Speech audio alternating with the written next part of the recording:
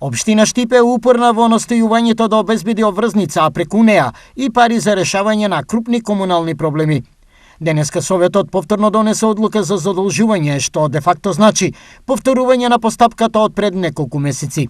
Не се откажуваме затоа што сметам дека не треба да се кочи развојот на град Штип, дека овие проекти, како што ги напоменав, булеварот Партизанска и обиколницата се од суштинско значење за развојот на град Штип и дека ќе направиме уште еден обид заради тоа што влеговме во нова календарска и буџетска година 2023 и затоа по втор пат ги проследуваме сите потребни одлуки, одлука на Совет, одлука на Комисија за хартија од вредност, одлука и согласност на Министерство за финансии, одлука на влада за да стигнеме до конечна цел, а тоа е издавање на обврзница со која што ќе се реализираат овие капитални проекти.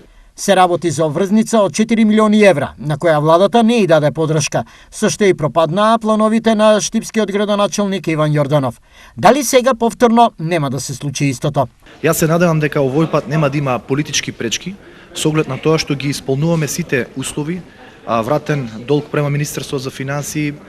После оваа одлука ќе следи одлука на Комисијата за хартија од вредност, согласност од Министерство за финансии. Се надевам дека техничката одлука која што треба да ја донесе влада на Република Македонија, дека како општина постоиме и дека ова е наше законско право кое што не следува да финансираме реализација на проекти, овој пат ќе се надмине и дека ќе имаме политичка согласност за да се издаде првата општинска обврзница.